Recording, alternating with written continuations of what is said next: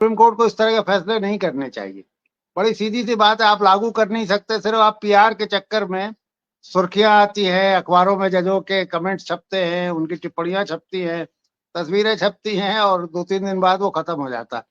तो सही बात है, उन्हें करना ही नहीं चाहिए, या फिर करे तो फिर वो, क्योंकि उनके पास इस तरह के अधिकार हैं, एक कंटेम्प्ट ऑफ कोर्ट बहुत बड़ा अधिकार है और बहुत बड़ा काम, जिसके जो विवादास्पद भी है, बहुत सारे लोग जो एक्टिविस्ट हैं वो कंटेम्प्ट ऑफ कोर्ट को खत्म करने की बात भी करते हैं, लेकिन बहरहाल अभी तो है ही है कंटेम्प्ट ऑफ कोर्ट, तो उन्हें नहीं करना चाहिए। देखिए सुप्रीम कोर्ट में ये आमतौर से देखा जा रहा है, हाई कोर्ट में भी, सुप्रीम कोर्ट में भी, सुनवाई के दौरान न्यायाधीश बहुत सारी टिप्पणियां करते हैं और वो टिप्पणियां खूब सुर्खियां बटोरती हैं। वो टिप्पणियां बड़ी क्रांतिकारी होती है, बहुत अपने समय से बहुत आगे दिखती हैं। वो चाहे जेंडर का इशू हो, जाति का इशू हो, वो भूमि सुधार का मामला हो, व्यक्तिगत स्वतंत्रता का मामला हो, तो बड़ी लंबी लंबी टिप्पणियां होती है। जब वो फैसला आता है तो उसमें वो कहीं दिखाई नहीं देती। ऑपरेटिव पार्ट में जो जजमेंट का जो फैसला लागू होना जो हिस्सा, उसमें उनका कहीं पता नहीं चलता। तो मैं तो आपके इसी वाक्य से शुरुआत कर रहा हूँ कि सुप्रीम कोर्ट को सारे फैसले नहीं करने चाहिए। ये सारे फैसले एग्जीक्यूटिव के नहीं, मैं तो डोमेन के आपसे हैं। आगे, लेकिन राय जी साहब मैं तो आगे आपसे पूछना चाहूंगा, तो क्या पब्लिक ओपिनियन के हिसाब से फैसले करने चाहिए? क्योंकि ये भी एक बहुत नहीं, बड़ा सवाल है, क्योंकि जी पब्लिक जी सही कह ओपिनियन के रहे हैं। हिसाब से फिर कर दिया फैसला मंदिर वाला। फिर लोगों ने कहा कि इसमें आपने जो है फैक्ट्स नहीं देखे, आपने जुडिशियस माइंड का इस्तेमाल नहीं किया। तो मतलब आप क्या सुप्रीम कोर्ट को क्या सलाह देना चाह रहे हैं राय साहब? देखिए, सुप्रीम कोर्ट को मैं क्या सलाह दूंगा, या कौन सुप्रीम कोर्ट मेरी सलाह के मुंतजिर है, तो मैं कोई सलाह नहीं दे रहा हूं। लेकिन मैं, जो सच्चाई है, जो फैक्ट है, देखिए ये एग्जीक्यूटिव का मामला था और पार्लियामेंट को इसमें सबसे गंभीर जो विधायिका है उसको इसमें पोजीशन लेनी चाहिए। लेकिन फिर आपने कहा कि पब्लिक ओपिनियन, जो एक पॉपुलिज्म जिसे आप कहते हैं, उस पर एग्जीक्यूटिव, मतलब जो विधायिका है वो तो चलती है, सबको वोट लेना है। आप खुद किसानों के आंदोलन से जुड़े रहे हैं, आप बताइए पंजाब हरियाणा किस सरकार में हिम्मत है कि वो किसानों को पराली जलाने पे जेल भेज दे? सुप्रीम कोर्ट तो यही कह रहा है ना। ये तो छोड़ दीजिए, अभी बहराइच में एक दंगा हुआ, वो दंगा सिर्फ इसलिए हुआ कि जो डीजे बज रहा था वो बहुत शोर कर रहा था और बहुत गंदे गंदे गाने उसमें बजाए जा रहे थे। जो ध्वनि का प्रदूषण है उसके ऊपर भी बहुत सारे फैसले हैं। खुद उत्तर प्रदेश के मुख्यमंत्री का एक आदेश था, पता नहीं वो आदेश जारी हुआ था कि नहीं, लेकिन अखबारों में मैंने देखा, उन्होंने कहा डीजे नहीं बजने चाहिए। उसके बाद भी डीजे क्यों नहीं रोका गया? उसकी वजह सीधी थी कि जो लोग वो बजा रहे थे वो सत्ता पार्टी के थे, वो हिंदुत्व के कार्यकर्ता थे। उनके खिलाफ कौन कार्रवाई करेगा? इसमें तो आपको बहुत बोल्ड और बहुत अनप्लीजेंट फैसला लेने वाली कार्यपालिका भी चाहिए, और न्यायपालिका अगर इसमें हस्तक्षेप कर रही है तो वो अपनी प्रतिष्ठा को एक तरह से दांव पे लगा रही है। क्योंकि आप फैसले कर देंगे, उन फैसलों का कोई पालन नहीं होगा, तो फिर क्या फायदा आपके फैसले करने से? और आपके पास जैसे दिमाग, ये आपने देखा होगा बुलडोजर न्याय पर, ऐसा लगा कि जैसे कोई बहुत क्रांतिकारी वो हो गया, सुप्रीम कोर्ट के 2-3 दिन खूब छाया रहा।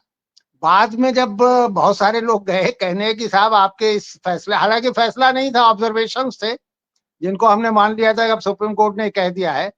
और जब लोग गए ये कहने के लिए कि साहब ये तो तमाम जगहों पर अभी भी बुलडोजर से घर गिराए जा रहे हैं, और जाहिर है जो घर गिराए जा रहे हैं वो एक खास, उसमें एक खास कम्युनिटी या एक खास समुदाय ज्यादा प्रभावित हो रहा है। सभी, आप ये कह सकते हैं कि सभी के घर गिर रहे हैं, लेकिन सभी कहने के लिए है, जो मेन थ्रस्ट है वो तो एक खास समुदाय के खिलाफ है। तो आप सुप्रीम कोर्ट ने डांट के भगा दिया कि नहीं नहीं, हमारा समय मत बर्बाद करो, ये सब हम इसी में उलझे रहेंगे क्या? तो आप पहले क्यों उलझे? ये हमें पूछना चाहिए कि साहब आप पहले इस तरह के मामलों में क्यों उलझे? तो ये बड़ा, देखिए, कॉम्प्लिकेटेड मसला है, इसमें कोई सरलीकृत प्रतिक्रिया नहीं दी जा जी सकती कि नहीं नहीं ये जी होना जी। चाहिए, नहीं होना चाहिए। ये एक लंबी प्रक्रिया का अंग होगा। जी हाँ हाँ, नहीं असल में राय साहब जो है, हम लोग फिर से आपके पास लौटेंगे, लेकिन मैं जानना चाहूंगा कि अगर पार्लियामेंट ने अगर ये पारित कर दिया होता तो उससे क्या फर्क पड़ जाता? तो क्या लोग मान लेते उसको? ये भी एक सवाल है। और ये भी एक अहम सवाल है, क्योंकि देश के अंदर तो तमाम सारे कानून पार्लियामेंट बनाती रही है, जिसका लोग पालन नहीं कर रहे हैं, है ना? ये भी एक सवाल है। तो इसके ऊपर खैर हम फिर से आगे फिर से आपके पास आएंगे, अगर आप समय देंगे तो। और समय नहीं हो तो मैं चाहूंगा कि उसके ऊपर अभी आप टिप्पणी करते हैं, फिर हम आगे बढ़ जाते हैं। देखिए, आप बिल्कुल सही कह रहे हैं। समय तो खैर मेरे पास काफी है, जितना आप चाहिएगा मैं आपके साथ हूँ, लेकिन अब इसी एक क्रम में ही इसे खत्म कर दिया जाए। देखिए, बड़ी एक लंबी समाजशास्त्री ये समस्या है। हमें सबको तैयार करना पड़ेगा, और तैयार सिर्फ एक कानून बनने से नहीं होगा। जैसे गंदगी हमारी सांस्कृतिक, एक तरह से हमारी संस्कृति का अंग है। हम जहाँ चाहे थूक दें। गंगा, पूरी दुनिया में लोग नहाने के बाद किसी स्विमिंग पूल में भी उतरते हैं। हम गंगा में अपनी सारी गंदगी लेके कूद जाते हैं। हम जब गंगा में गंदगी बहाते हैं तो हमें एक बार भी संकोच नहीं होता। तो ये तो हमारी संस्कृति का अंग है। अब इसको मुक्त होने के लिए, ये समझाने के लिए कि भाई नदियों में आप जाके अपनी गंदगी ना बहाएं, या अब तो कहते हैं गंगा तो दर्शनार्थ मुक्ति, तुम्हारे दर्शन से ही मुक्ति हो जाता है। एक बार स्नान कर ले तो हम जन जन्मांतर से मुक्त हो जाते हैं।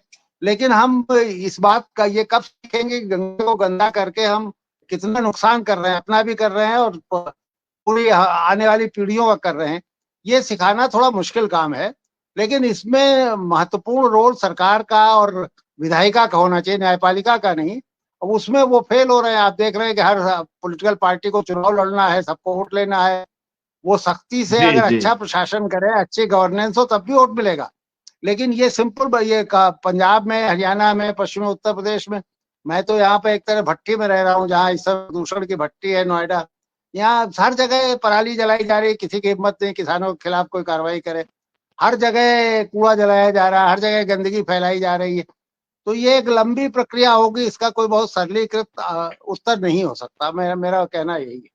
जी जी जी, जुड़ा मामला है तो पहले लोगों को जागरूक करो, लोगों की एक्सेप्टेंस बनाओ, उसके बाद में सुप्रीम कोर्ट कोई फैसला दे, या उसके बाद कोई पार्लियामेंट जो है वो कोई कानून बनाने का काम करे। मतलब क्या आपको क्या लगता है, इस इश्यू पे क्या कहना चाहेंगे डॉक्टर अभिषेक कुमार जी? रहित दीपावली की हार्दिक शुभकामनाएं। चाहे वो ध्वनि प्रदूषण के मामले में हो, चाहे वो वायु प्रदूषण के मामले में हो, हर प्रकार से प्रदूषण मुक्त भारत की शुभकामनाएं आप सबको देता हूं। सर, आपने कहा कि पब्लिक ओपिनियन से बात करी जाए या न्यायपालिका से चला जाए। न्यायपालिका यदि पब्लिक ओपिनियन ही बन जाए, और आज देश में बहुत सारे फैसले भी राय सर ने कहा कि पब्लिक ओपिनियन के आधार पे ही चल रहे हैं, मास के आधार पर जजमेंट का होना, यह एक प्रकार का न्यायिक प्रदूषण ही है। हम अब तक तो मेरी आयु 32 साल हो गई, मैं 20 साल अपने संज्ञानात्मक अवस्था की बात करूं, मैंने कभी ऐसी व्यवस्था नहीं देखी कि किसी घर पर 3 साल पुरानी वीडियो देख करके बुलडोजर चला दे, और आपको जब संज्ञान हो तो पता चले कि वो वीडियो 3 साल पुराना था। आप तात्कालिक घटनाओं में सरकार जजमेंट नहीं दे पा रही, मगर पुरानी घटनाओं में जजमेंट दे देती। ऐसी गलतियां अक्सर जब हम मास लेवल पर काम करते हैं, मास पॉपुलेशन को फॉलो करके काम करते हैं, तो वो एक समाज मनोवैज्ञानिक होने के नाते जहां तक मैं देख पाता हूं, समाज में सिर्फ आक्रामकता, द्वेष, विद्वेष की भावनाओं को ही निरंतर बढ़ाने का काम, चाहे वो न्यायपालिका हो अपने जजमेंट के माध्यम से इस वक्त कर रही है, चाहे प्रभाव कुछ भी हो, किसी भी तरीके से हम उसका अवलोकन करें, वो न्यायोचित भी नहीं है। और दीपावली के अनुसार अगर देखें सर, तो प्रकृति उचित भी नहीं जी। तो दिए की दिवाली है, मतलब रामचंद्र जी जब छोटे थे तो कोई जो है पटाखे तो चले नहीं थे, मतलब उस समय जो चला था वो तो दिए जले थे। तो अब ये दिए पटाखे के अंदर कब बदल गए और ये उन्माद के साथ में ये कब जुड़ गया? तो आज आप क्या स्थिति देखती हैं? उत्तर प्रदेश का पूरा आपका स्टडी है, अनुभव है, डाटा है, आप बताएं एकता जी। शुक्रिया डॉक्टर साहब। आपके एक पूरी लाइन में कई प्रश्न जो है आपस में जुड़े हुए हैं। एक तो पूरी की पूरी सामाजिक चेतना का प्रश्न है, दूसरा उन आंकड़ों की बात है, साइंटिफिक डेटा की बात है जिसके आधार पे सुप्रीम कोर्ट फैसले दे रहा है, और वो उस डेटा का ही दबाव है कि सुप्रीम कोर्ट को ये फैसले देना पड़ा, चाहे दिल्ली का AQI 500 से ऊपर जाने की घटनाएं हों। और चूंकि उत्तर प्रदेश में पिछले 5 सालों से हम लोग डेटा लेना और उसके डिसेमिनेशन का काम कर रहे हैं, और दिल्ली की वो जो डिबेट है कि दिल्ली में प्रदूषण है, उसको हम लोग ने यूपी तक खींचने का काम किया और काफ़ी सक्सेसफुली काम किया और ये एस्टैब्लिश कर पाए कि प्रदूषण सिर्फ दिल्ली तक ही वायु का सीमित नहीं है। सिमिलर स्थितियां उत्तर प्रदेश, बिहार, झारखंड, ये पूरा जो इंडो गैंगेटिक बेल्ट है, इन सभी जगहों पे एक समान स्थितियां हैं। अब ऐसी स्थिति में जहाँ पे COP29 होने वाला है, GHG एमिशन कम करने की बात है, दुनिया के सारे कितने देश जो हैं अभी आने वाले ही कुछ महीनों में एकत्रित होंगे और फिर से बात करेंगे कि किस देश को अपना एमिशन कितना करना है। और अभी हाल ही में जो बीती हुई गर्मी है, जिसमें 48-49 डिग्री और किसी किसी दिनों में 50 डिग्री तक हम जो टेम्परेचर है उसको टच कर गए थे और ये कहा जा रहा था कि सदी का सबसे गर्म समय है और आने वाले समय में अगर हमने गर्मी को कम नहीं की, प्रदूषण को कम नहीं किया, तो हम इसको लांघ जाएंगे और लाखों मौतें होंगी और लाखों और कई तरह के ऑर्गन जो है वो खराब हो जाएंगे। अब शायद डॉक्टर साहब उन टर्म्स को ज़्यादा बेहतर बता पाएंगे। ऐसी स्थिति में दो चीज़ें दिखती हैं। एक तो ये कि संविधान के आधार पे हमारे मौलिक अधिकारों को सुरक्षित रखने के लिए बहुत तरीके के कानून बने हैं। हम उदाहरण ले लें इस विषय से हट के, महिला सुरक्षा के कानूनों को कि छेड़छाड़ नहीं करना चाहिए, रेप बुरा है, इसके लिए कानून बने हुए हैं। लेकिन जब तक हम यहाँ बात करेंगे, जाने कितने जिलों में इस तरह की घटनाएं हो रही होंगी और इसके ऊपर कोई सामाजिक चेतना नहीं है। और इसका दोष मैं सिर्फ जनता को नहीं दूंगी, उस सामाजिक चेतना को लाने का जो काम होना चाहिए वो हमारे समाज में हुआ ही नहीं है। और इसलिए इस तरह के कानून जो है वो काम नहीं करते हैं, क्योंकि सभी को पता है कि रेस्पिरेटरी डिजीज जो है, लगातार रिपोर्ट्स आ रही हैं, इंडियन इंस्टीट्यूट की अपनी रिपोर्ट्स है, मेडिकल इंस्टीट्यूट की, कि 20% तक जो है रेस्पिरेटरी प्रॉब्लम्स बढ़ जाएंगी, 25% तक जो है वो कार्डियोवास्कुलर प्रॉब्लम्स बढ़ जाएंगी। पीडियाट्रिशियन के लिए, पीडियाट्रिशियंस ने दिया हुआ है कि 20% तक बच्चों के लंग्स डिसऑर्डर हो सकते हैं। इतनी भयानक रिपोर्ट्स है। भयानक इस संदर्भ में कहूंगी कि पूरी दुनिया में जहां स्वास्थ्य को बेहतर करने के लिए पूरी दुनिया लगी हुई है, मेडिकल में इन्वेस्टमेंट बढ़े हैं कि किस तरह से बढ़िया मशीनरी आए और स्वास्थ्य को बेहतर किया जाए, ऐसे समय में सिर्फ वायु प्रदूषण को नहीं रोकने की वजह से, जो पहले से ही बहुत ज्यादा है, और ये तो सीजन है जहां हम अभी बात करना शुरू कर रहे हैं, पटाखे नहीं भी हों तो अभी पराली की बातचीत विभूति जी ने कही, ये पूरा सीजन है जब हम बात करेंगे कि वायु प्रदूषण बढ़ गया है। मीडिया को प्राइम टाइम के लिए एक इशू मिल जाएगा दिन दिन रात चिल्लाने के लिए कि प्रदूषण बढ़ गया है, नए नए डिपार्टमेंट्स आएंगे, डॉक्टर्स आएंगे, बात करेंगे। लेकिन उस पर बैठ के जो बात होनी चाहिए, वो जो सामाजिक चेतना है कि भाई हमारे लिए कुछ कानून बने, हमारी सुरक्षा के लिए बने हैं, हमारे पड़ोसियों को नुकसान हो सकता है, हमारे बच्चों को नुकसान हो सकता है, इसने कोई सामाजिक रूप से कोई परिवर्तन नहीं लाया है। हम कहीं ना कहीं ये दिखा रहे हैं कि हम कितने चैतन्य हैं, कितने हम जागरूक हैं और कितना परसीव कर पा रहे हैं उन कानूनों को जो हमारे सामने रखा गया है। दूसरी एक चुनौती है कि ये पूरा जो त्योहार है, चाहे होली हो गया, चाहे दीपावली हो गया, ये पूरे के पूरे बाजार, जो पूरा जो त्योहार है और पूरा जो समाज है वो अब बाजार के नियंत्रण में है। और ये अपने आप में ये इतना बड़ा इकोनॉमी पैदा कर रहा है, इतना बड़ा बाजार, अरबों का बाजार ये कर रहा है कि इसके ऊपर कोई कानून और कोई भी कह लें प्रेशर काम नहीं करेगा। क्योंकि अगर ये प्रेशर काम करना होता तो प्लास्टिक के लिए हमारे एम्बेसडर रहे प्रधानमंत्री साहब अपने यहाँ से प्लास्टिक को खत्म कर चुके होते। ये पूरे देश के लिए एम्बेसडर था इंडिया कि वो प्लास्टिक पॉल्यूशन में लीड लेगा और खत्म करेगा। लेकिन आप देख लीजिए, मेरे मोहल्ले में प्लास्टिक बिक रहा है, लोग खुलेआम प्लास्टिक बिक रहा है, लेकिन उस पर कोई रोक नहीं है, क्योंकि प्रोडक्शन कंपनियों पे हम रोक नहीं लगा रहे हैं, लेकिन एक छोटे से दुकानदार को पकड़ ले रहे हैं, पैसा ऐंठ ले रहे हैं कि तुम प्लास्टिक बेच रहे हो।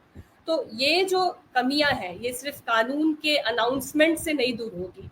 एक तो ये है कि हमें जो सामाजिक चेतना विकसित करनी चाहिए थी, हम वो नहीं कर रहे हैं, उसमें हम बहुत पीछे हैं।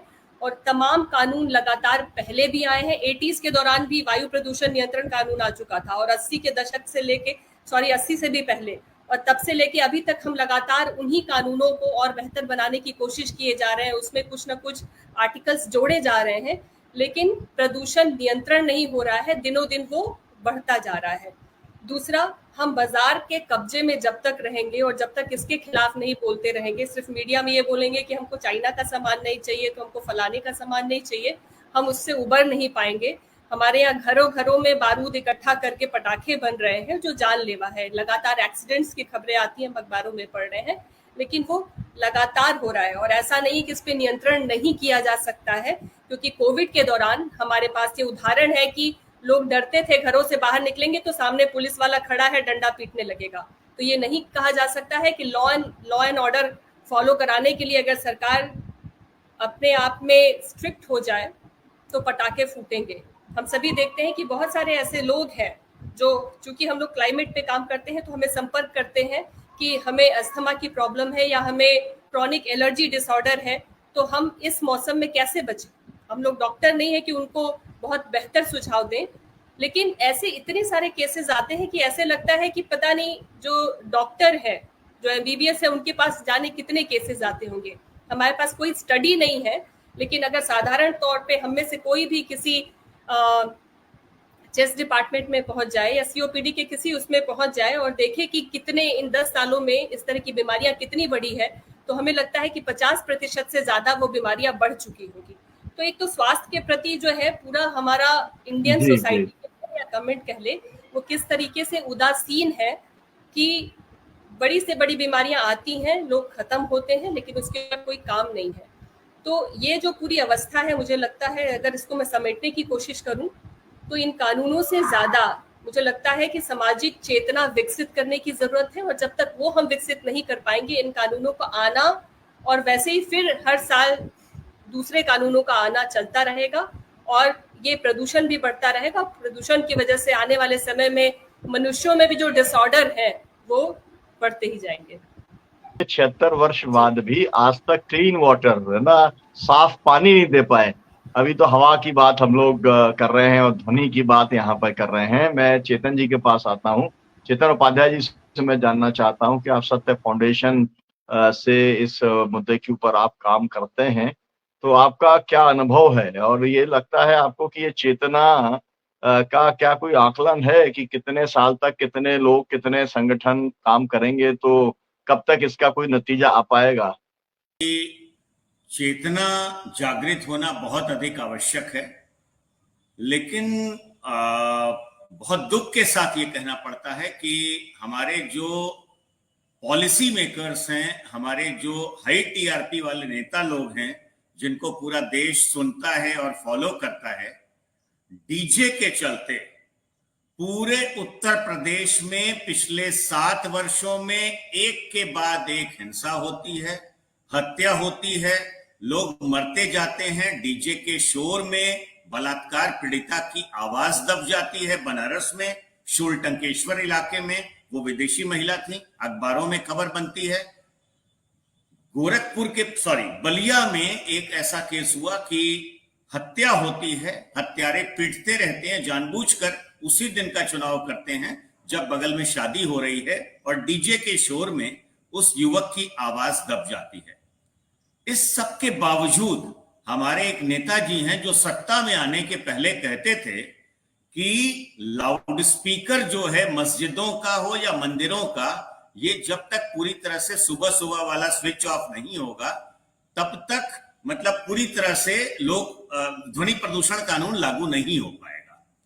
लेकिन सत्ता में आने के ठीक पहले विपक्ष में वो थे, बीजेपी के नेता थे वो, उन्होंने अखिलेश यादव जी को पटकनी देने के लिए जब डीजे पे प्रतिबंध लगा 1 महीने के नॉन स्टॉप कांवरिया डीजे पर, तो माननीय जिस शहर में मैं फिलहाल हूं, गोरखपुर में आज ही आया हूं, यहाँ के जो सांसद महोदय थे उस समय, जो उत्तर प्रदेश के वर्तमान के मुख्यमंत्री हैं, उन्होंने कहा कि अरे ऐसा कैसे हो सकता है, यानी कि 80-90 डेसिबल का मस्जिद का लाउड स्पीकर गैर कानूनी है, वो बंद होना चाहिए। लेकिन तुष्टीकरण के करने के चक्कर में, वोट बैंक के चक्कर में वो डीजे का समर्थन कर बैठे, जिससे इतनी जानें जा रही हैं। और अभी भी इस सावन के महीने में मैं ऑन रिकॉर्ड बताना चाहूंगा कि जब मेरे पिताजी पूरी रात सो नहीं पाए, बनारस में हम रहते हैं, और हजारों माता पिता की जब ऐसी शिकायत सत्या फाउंडेशन के हेल्पलाइन पे जब आने लगी, उस समय में हमने माननीय प्रधानमंत्री जी को पत्र लिखा। प्रधानमंत्री कार्यालय के हस्तक्षेप पर अंतिम 2 हफ्ते हम लोग चैन से सो पाए। उत्तर प्रदेश के लोग, बनारस के लोग पीएमओ ने फिर हमसे फीडबैक भी लिया। तो सेंसिटिविटी की जो स्थिति है वो तो अपनी जगह ही है सामाजिक चेतना की, लेकिन जो दोहरा मापदंड है वो देश को गला रहा है, देश को खत्म कर रहा है। मस्जिद का बंद हो बहुत अच्छी बात है, ये कहता है कि आप एक निश्चित सीमा के ऊपर का लाउड स्पीकर केवल साउंड प्रूफ ऑडिटोरियम में बजा सकते हैं। कानून ये कहता है कि दिन हो या रात, साल के 365 दिन किसी भी स्कूल कॉलेज के पास, अस्पताल नर्सिंग होम के पास, मंदिर मस्जिद गुरुद्वारा गिरजाघर के पास और कोर्ट का ये लगातार इस पर अलग जगाए हुए हैं, खास करके ध्वनि प्रदूषण को लेकर के अलग जगाए हुए हैं। और आज वो गोरखपुर में पिताजी को लेकर के हॉस्पिटल में है और हॉस्पिटल से जुड़े हुए हैं, तो उनके अपने भी दर्द है, उनका अपना अनुभव भी है, अपना उनका ये पूरा इस पर उनका अपना संघर्ष है। अभी चर्चा हो रही थी कि सुप्रीम कोर्ट ऐसा आदेश ही क्यों करता है जो क्यों पालन नहीं करा सकता है।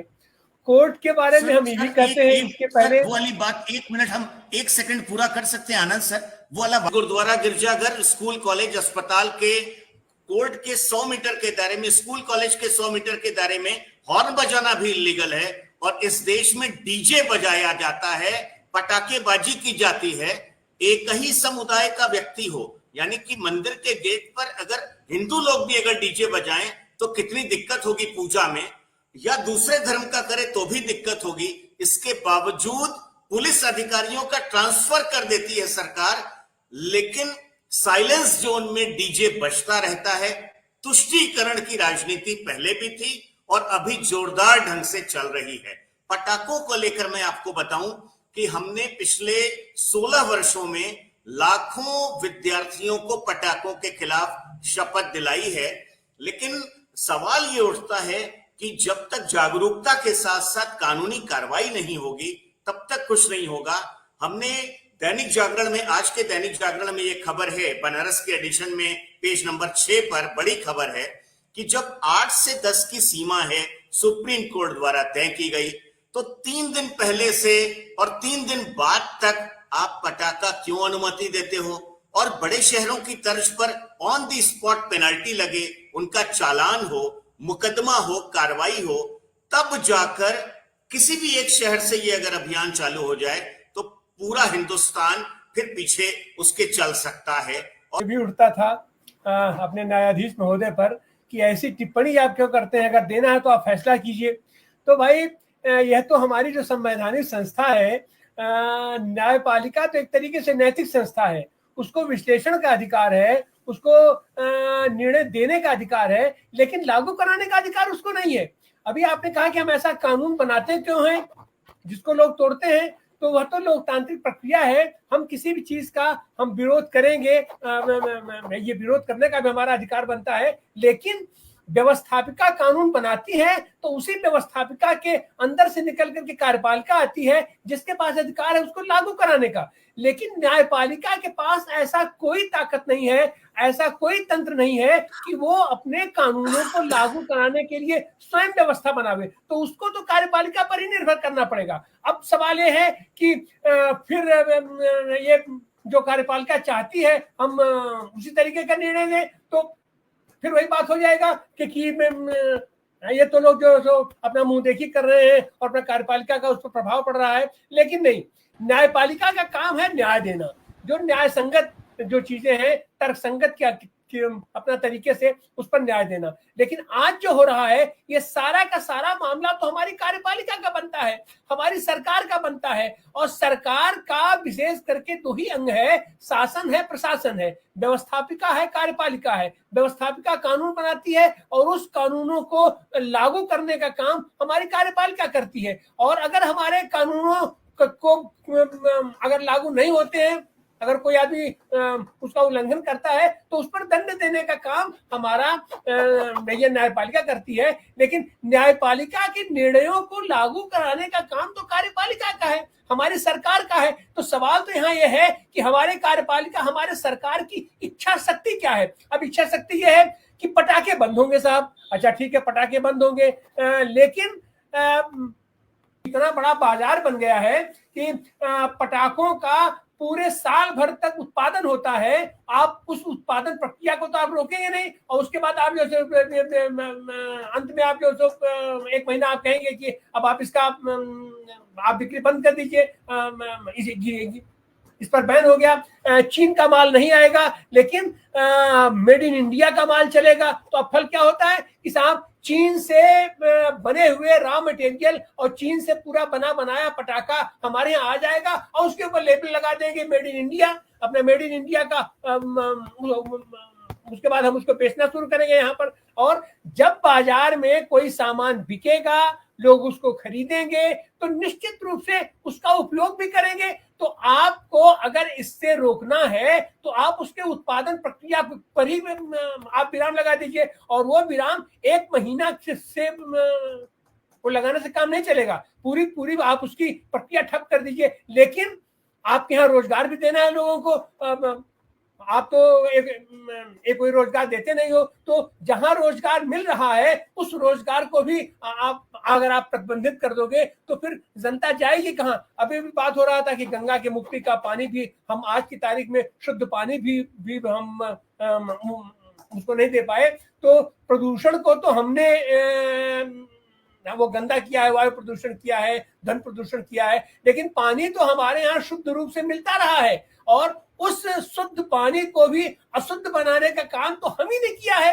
हम उसको रोक करना, साफ करने की बात तो आप छोड़ दीजिए, हजारों करोड़ों करोड़ रुपया इसी गंगा में हमने डुबो करके उसको साफ किया। हम उसको कैसे साफ किए? तो साहब अपना सारा जलमल तो हम उसको निकाल करके दे देते हैं गंगा में। अब क्या कहेंगे साहब, साबुन लगा के आप मत नहाइए, साबुन लगा के अगर हम नहीं नहाएंगे तब गंगा साफ हो जाएगी। साबुन लगा के अगर नहा लेंगे तो गंगा जल हमारा अशुद्ध हो जाएगा। लेकिन पूरे शहर का जलमल हम उसमें सीधे डाल देंगे तो हमारी गंगा बहुत पवित्र रहेगी, हमारा पानी बहुत पवित्र रहेगा। ऊपर से तमाम खाद, तमाम कीटनाशक और तमाम तरीके का हम प्रदूषण जमीन के अंदर दफन करेंगे।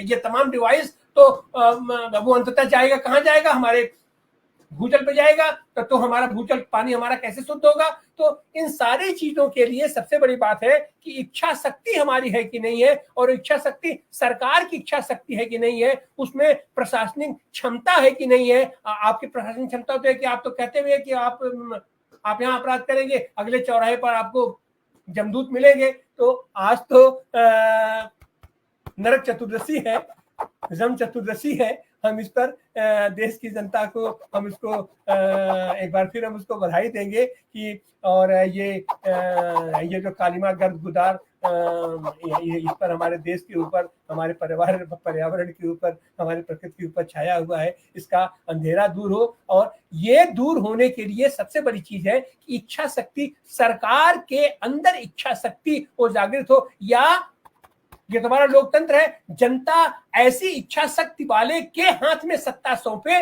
जो इन सारी चीजों पर नियंत्रण कर सके। तो हमारे